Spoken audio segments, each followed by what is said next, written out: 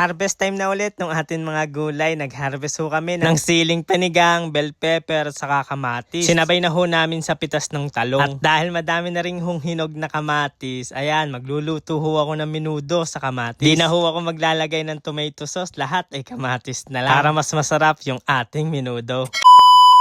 Hi mga katroops, magandang buhay! Habang sumisikat ang araw ngayong umaga, ayan ako muna ay magkakape gawa ngayon ay harvest time na ating tanim na talong. Si Uno nga ay medyo may kakulitan. Kala ko'y gusto ng kape nung akin naman binibigyan ay ayaw. Nandiyan na ho si inay saka ho si ate at kami ho tatlo muna ang mag-harvest. Susunod na ho maya-maya lang si kuya. Habang nag-harvest nga ako mga katroops, nakakita ko na may mga nalalandang talbos ng aking talong. Doon chinek ko ay meron siya mga butas, gawa ho siya kaya pala nalalanta ay pinasok siya ng mga shoot borer. Isa ho ito sa mga sakit ng talong mga katroops, pinapasok ng mga shoot borer yung mga uod na sa loob na ng puno. Meron na din pa ilan-ilan na mga berdeng ngusong kabayo. Kaya pagkakatapos namin na rin mag-harvest ay akin ho siyang i-sprayan para sigurado na mawala na iyon sila. Ay sana lang talaga ay may effective yung ating gagamitin na pang-spray. Akin palang pinagagamasan rin talong mga katroops para malinis na gawa ng kabilis nung pero mas mabilis nung iniwan ka. Ay, biro lang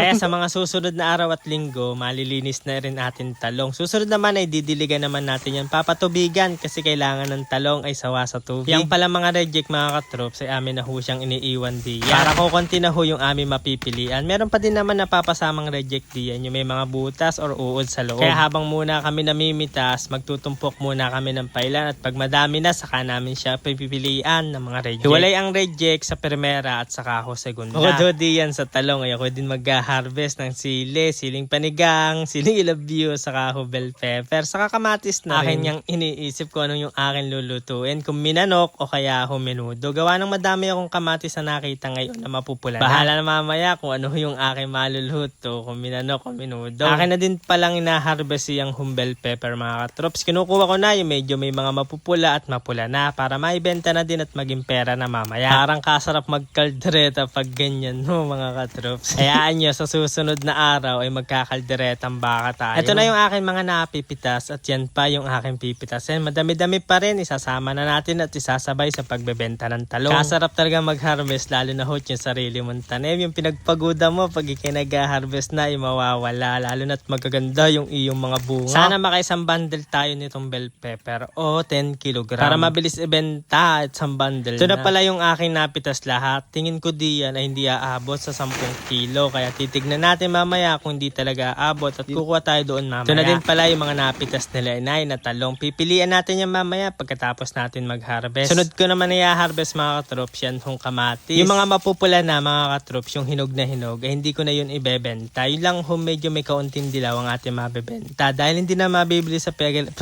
sa palengke yung gayahan hong kakulay. Kailangan ho kasi di on ay maniba, hindi ho yung hinog na hinog. Para medyo tumatagal pa. Kaya ho kasi pinahihinog ko yan sa puno mga katroops. Sa akin ho yan dinadried. Pag ganyan ho ang kulay, yung mapulang mapula, sadyang kasarap niyan i-dry. Babaakin mo sa gitna at lalagyan mo ng kaunting asin. Tapos pag nabilad na, ikasarap din papakin. Lasang-lasa, sarap din ipanggisa. Sa pagkakaganda ng ating bungang kamatis mga katroops, sa pagkakalaki. Isang piraso pa nga lang niyang malaki ay pwede mo na ipanggisa. Siyempre, ikaw lang ho'y nag-iisa sa buhay ko. Ay, pero lang sabay ko hong inaabonohan, dinidiligan, kasabay yan ng talong. Yung hong sili, kamatis, siling panigang, siling ilabyo. Pinagsasabay-sabay ko na ho yan lahat. Yan hong mga kamatis natin, pipilian pa natin iyan. Hiwalay natin yung hinog-hinog na, saka yung hinog na sorry. Naabubulol pa nga, nakita lang kita. Ay, pero lang.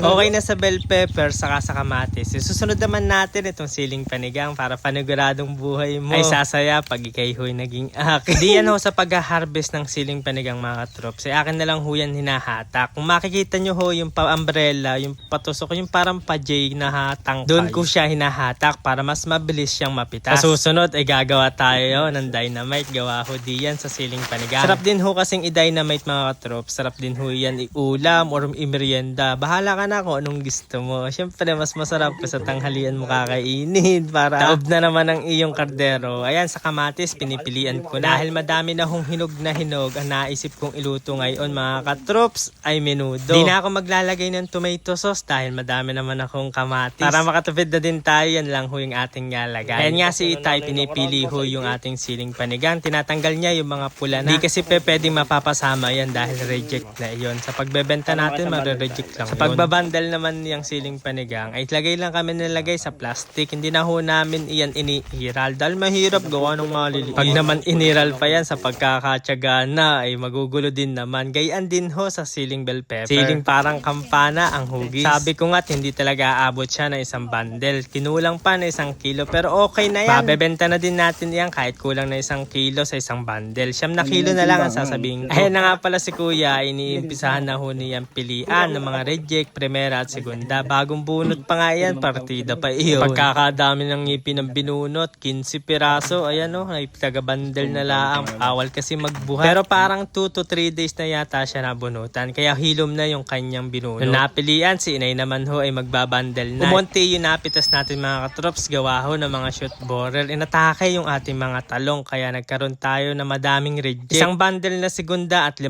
kilong good lang yung ating napitas ngayon. May nagbigay pa sa atin na kalabasa, 2. Ayan, may maidi-display na tayo sa ating lutuan. Saka na lang natin yun luluto ng ginisang kalabasa. Habang bumibili pala si Kuya ng karne ng baboy mga katrops, ayan, akin munang hihiwain yung kamatis. Saka ilalaga ko yan, pakakatasin para hindi na tayo maglalagay ng tomato sauce. Konti lang muna yung nilagay ko ng tubig. Pag kukulangin, dadagdagan ko na lang humamaya. Pag ho lumambot na yung kamatis mga katrops, ay akin ho yan pipiga-pigayin at sasalahain. Gawa ng hihiwalay ko yung balat na yan, hindi ko isasama doon sa binudo. Sa menudo pala, sa menudo. Iniwa ko na din yung mga kailangan natin mga katrops, bell pepper, carrot, saka ho patatas. Wala hong hotdog mga katrops, kaya hindi na ho tayo muna maglalagay sa menudo ng hotdog. Sa susunod na lang tayo maglalagay. Ayan, naggisa na ako ng sibuyas at bawang. Nilagay ko na din ho yung bell pepper. Nung okay na, ayan, nilagay ko na at ginisa yung karne ng baboy. Hindi ko na ho siya isinangkutsa, diniretso ko na ho siya sa gisa. Yan hong atay ng baboy ay na late, kaya yan, bago ko lang ni-slice, pipirito ko ulit para maluto na. Ito na nga pala mga katrops yung ating na-finish na lutuan. Okay na, saktong-sakto na sa ating talyase. Maganda na yung kanyang apoy, hindi na kasi nung pumapasok yung hangin sa loob, kaya yung apoy niya ay talagang doon na sa talyase ang punta. Hindi rin humabilis matupok yung ating panggatong dahil nga kulong na yung ating lutuan. Nilagyan ko lang siya ng kaunting singawan para makalabas yung usok at di naman mag-amoy usok yung ating niluluto. Dinerecho ka na dito yung ginigisa natin baboy kanina mga katrops. Naglagay din ho ako diyan ng dahon ng laurel, saka naglagay ako ng toyo pampakulay sa ating menudo. Medyo napadami lang yung akin toyo pero okay lang ho yan, wag lang ho yung toyo mo yung mapapadami. Pero lang ho.